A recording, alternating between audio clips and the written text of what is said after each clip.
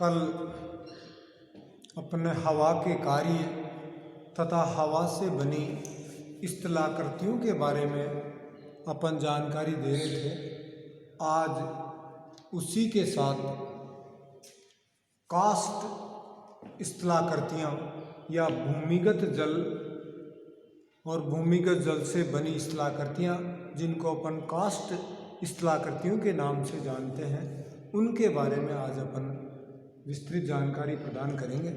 तो सबसे पहले तो बताएं कि भूमिगत जल कास्ट स्थलाकृतिक में भूमिगत जल का सबसे बड़ा योगदान माना जाता है, जहाँ पे चूना पत्थर, जिप्सम, चौक, डोलोमाइट या चट्टानी लवण की चट्टानें पाई जाती हैं, उन पे कार्बन डाइऑक्साइड युक्त जल तीव्र घुलनशील क्रियाएं करता है। इन तीव्र घुलनशील क्रियाओं के कारण कास्ट प्रदेशों की स्थलाकृतियों का निर्माण होता है। ये कास्ट प्रदेश या चूने के प्रदेशों में जो स्थलाकृतियाँ पाई जाती हैं, उन्हें कास्ट स्थलाकृतियों के नाम से जाना जाता है। कास्ट स्थलाकृति सामान्यतः एक रूसी भाषा का शब्द है, जो मुख्य रूप से थर्मोकास्ट से लिया गया है। तो थर्मोकास्ट एक रूसी भाषा का शब्द है, जिसमें चूने के प्रदेशों में जहाँ पे भूमिगत जल का सबसे ज़्यादा योगदान होता है, उस प्रदेश की स्थलाकृतियों को कास्ट स्थलाकृतियों के नाम से जाना जाता है। जहाँ ये कास्ट स्थलाकृतियाँ चूने के पत्थर या चूना प्रदेशों में, जिप्सम वाले क्षेत्रों में, चौक या डोलोमाइट तथा चट्टानी लवण वाले क्षेत्रों में सबसे ज़्यादा महत्वपूर्ण मानी जाती है। अगर अपन बात करें तो चूने के प्रदेश तथा डोलोमाइट के क्षेत्रों में अपर्दन व निक्षेपण से बने इन भू आकारों को कास्ट स्थलाकृतियाँ कहा जाता है।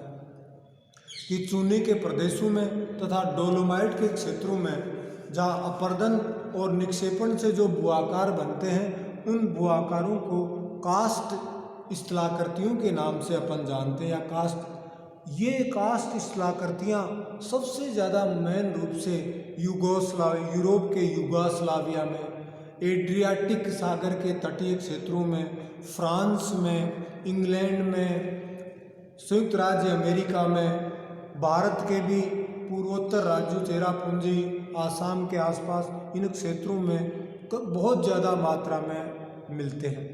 इन कास्ट प्रदेशों में भूमिगत जल का योगदान सबसे ज़्यादा माना जाता है, और जहाँ चूने के प्रदेश पाए जाते हैं, उन चूने के प्रदेशों में अंडरग्राउंड या भूमिगत ज़्यादा ये चीज़ें पाई जाती हैं। कास्ट प्रदेशों में या चूने के प्रदेशों में या कास्ट स्थलाकृतियों के निर्माण, इसमें सबसे ज़्यादा योगदान घुलन क्रिया के द्वारा, कि घुलनशील क्रियाएं, कि चूना पानी के संपर्क में आने से तुरंत घुलने लगता है, और घुलने के कारण कई तरह की स्थलाकृतियाँ बनती हैं। उन स्थलाकृतियों का निर्माण घुलनशील क्रिया के द्वारा होता है। कुछ अपघर्षण से होता है, कि हम पानी के बहने के कारण भी घर्षण की क्रियाओं के द्वारा भी होता है। कुछ सनी घर्षण की क्रियाओं के द्वारा भी ये स्थलाकृतियों का निर्माण होता है। इस प्रकार अगर देखें तो घुलनशील क्रियाओं के द्वारा, अपघर्षण के द्वारा तथा सनी घर्षण के द्वारा ये कास्ट प्रदेश की या भूमिगत जल की चट्टानों का निर्माण होता है। अगर अपन यूँ बात करें तो इसके अपर्दन से, ये गोलीकरण क्रिया के द्वारा, जल गति क्रिया के द्वारा, अपघर्षण के द्वारा तथा सनी घर्षण की क्रियाओं के द्वारा ये अपर्दन के रूप मुख्य रूप से बनते हैं। इन अपर्दन की क्रियाओं के कारण भी बहुत तरह के भू आकारों का निर्माण होता है।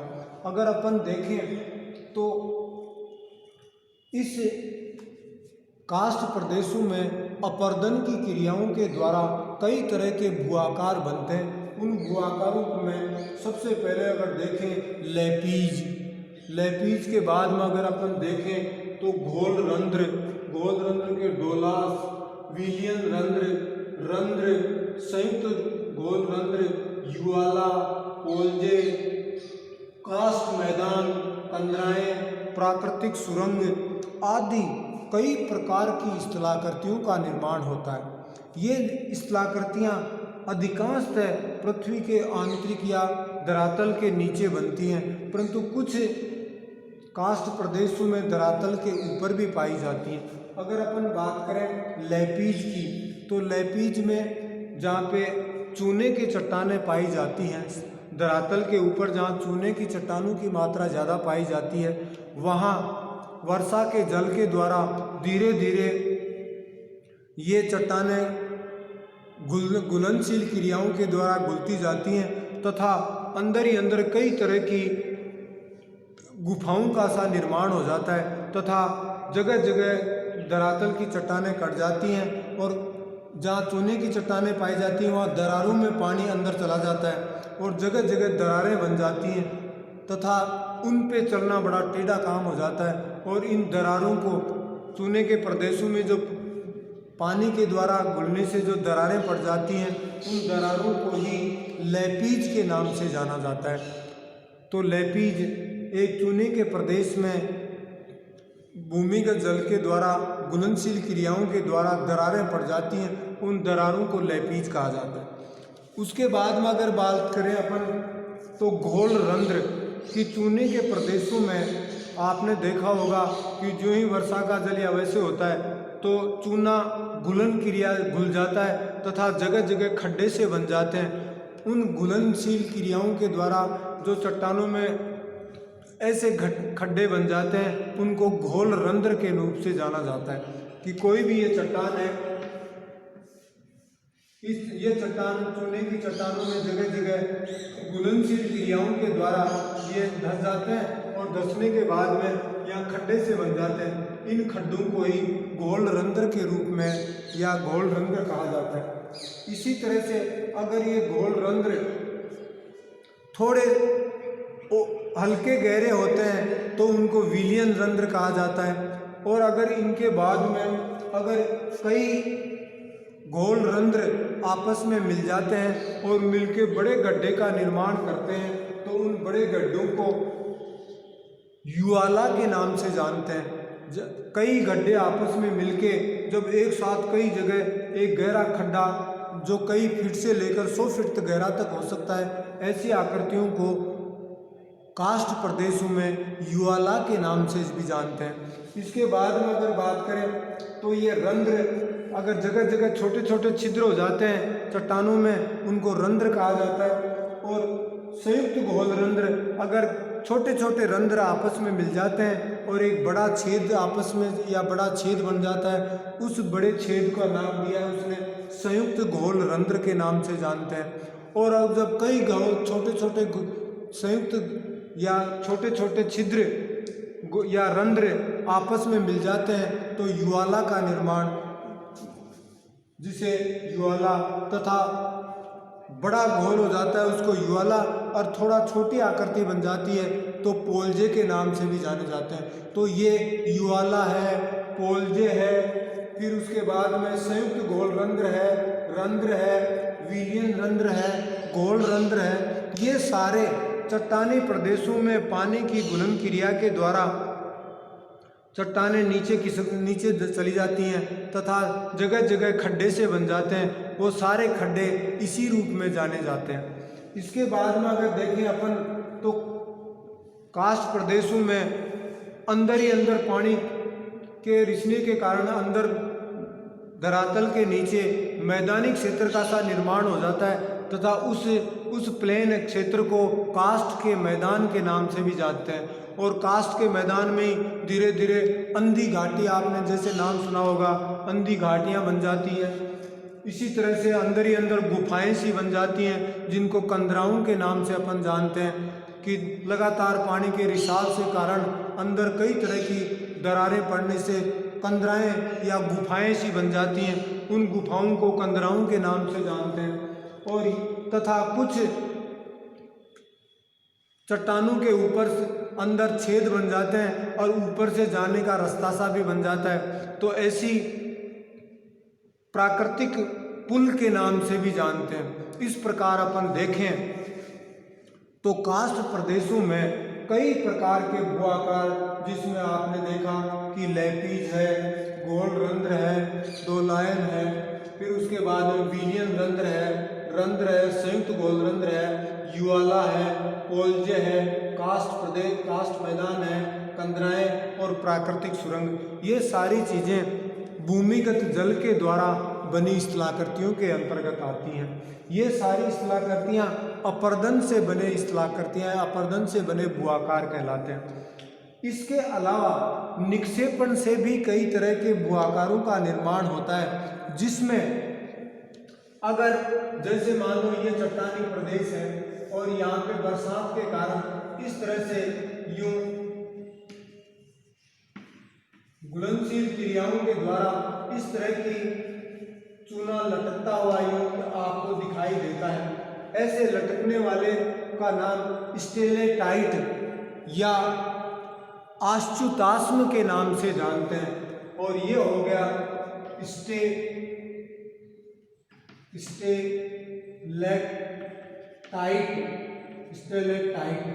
और कुछ पानी इधर से यूं बनता हुआ इधर आ जाते हैं।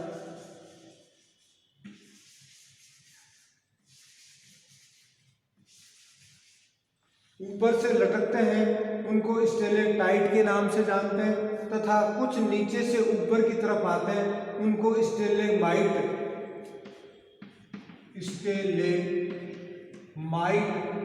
के नाम से जानते हैं। या निश्चिताश्म, आश्चुताश्म, ये आश्चुताश्म हो गया जो पानी रिश्ता है, और जो नीचे से ऊपर आती है वो स्टेलेमाइट और ये स्टेलेटाइट। और जब दोनों आपस में मिल जाती हैं, जब ये दोनों आपस में मिल जाती हैं और एक खड़े स्तंभ के आकर के आ जाते हैं, तो इनको कंदरा स्तंभ के नाम से जानते हैं। इस प्रकार अपन देखें तो निक्षेपण से भी कई तरह के भूआकारों का निर्माण होता है। और निक्षेपण से इसमें स्टेलेटाइट, जिसका नाम आपको बताया अश्चुताश्म, तथा जो अश्चुताश्म जो ऊपर से रिस के नीचे की तरफ लटकती हुई रहती हैं, उनको अपन स्टेलेटाइट या आश्चुताश्म कहते हैं। तथा नीचे जाके जब ऊपर से ऊपर की तरफ उठती हैं तो उनको स्टेलेमाइट या निश्चिताश्म कहते हैं। और जब दोनों नीचे से और ऊपर से आपस में मिल जाती हैं तथा एक खड़ी दीवार सी या स्तंभ का निर्माण करती हैं, जिसको कंदरा स्तंभ के नाम से जानते हैं। इस प्रकार अपन देखें तो कास्ट प्रदेशों में भी कई तरह के भू आकारों का निर्माण होता है। और इन भू आकारों के कास्ट प्रदेश किसे कहते हैं, कास्ट प्रदेशों में भूमिगत जल का योगदान क्या होता है, इसके अपर्दन से कौन कौन से भूआकार बनते हैं तथा निक्षेपण से कौन कौन से भूआकार बनते हैं, इनके बारे में आज आपको बताया। तो कास्ट प्रदेश का सबसे पहले जो अध्ययन किया गया वो यूरोप के यूगोस्लाविया में सबसे ज़्यादा मात्रा में किया गया। कि यूगोस्लाविया में अधिकांशतः चूने के पत्थर या चूने के प्रदेश पाए जाते हैं। उन चूने के प्रदेशों में पानी के घुलनशील क्रिया के कारण कई तरह के भूआकार, कई तरह की आकृतियाँ बनती हैं। और इन कास्ट प्रदेशों में बनी स्थलाकृतियों या चूने के प्रदेशों में बनी हुई इन स्थलाकृतियों को कास्ट स्थलाकृतियों के नाम से जानते हैं। इस प्रकार आपने देखा कि ये कास्ट प्रदेश की स्थलाकृतियाँ चूने के प्रदेशों से बनी स्थलाकृतियों में किस तरह से उनका अपर्दन होता है, अपर्दन से किस तरह से उनके भूआकारों का निर्माण होता है, तथा अपर्दन के भूआकारों से किस तरह से भूआकृतियों का निर्माण होता है, जिसमें आपको बताया है कि भाई लैपीज कैसे बनते हैं, लैपीज के बाद में गोल रंध्र कैसे बनते हैं, गोल रंध्र से विलियन रंध्र कैसे बनते हैं, फिर उसके बाद में रंध्र कैसे बनते हैं, फिर उसके बाद में रंध्र से भी संयुक्त गोल रंध्र किसे कहते हैं, संयुक्त गोल रंध्र के बाद युवाला क्या चीज़ होती है, युवाला के बाद में देखें पोल्जे क्या चीज़ होती है। तो छोटे छोटे जो छिद्र, वो सारे छिद्र मिलके युवाला से छोटे पोल्जे, तो ये सारी चीज़ें भूमिगत जल से चूना प्रदेशों में पाई जाने वाली चीज़ें पाई जाती। आपने देखा होगा कि अंध घाटी भी एक कास्ट प्रदेश से या भूमिगत जल से बना भूआकार के अंतर्गत ही आती है, तथा अच्युताश्म, निश्चिताश्म या स्टेलेक्टाइट, स्टेलेक्टमाइट तथा कंदरा स्तंभ भी भूमिगत जल के द्वारा बने हुए निक्षेपण से बने भूआकार कहलाते हैं। जब ऊपर से पानी के लटकने से चूना का प्रदेशों की लटकती रहती हैं तथा एक उल्टी में लटकती रहती हैं तो स्टेलेक्टाइट कहलाती हैं, और नीचे से जब लटकते ऊपर की तरफ जाती है तो स्टेलेमाइट कहलाती है, और जब दोनों आपस में मिल जाती हैं तो ये कंदरा स्तंभ के रूप में मानी जाती हैं। इस प्रकार आपने देखा होगा कि ये सभी चीज़ें कास्ट प्रदेश या भूमिगत जल किसे कहते हैं, भूमिगत जल के कार्य क्या क्या हैं, इनसे अपरदन से कौन कौन से भूआकार बनते हैं तथा निक्षेपण से कौन कौन से भूआकार बनते हैं, इनके बारे में आज आपको वीडियो के द्वारा जानकारी दी। बहुत बहुत धन्यवाद। Thank you.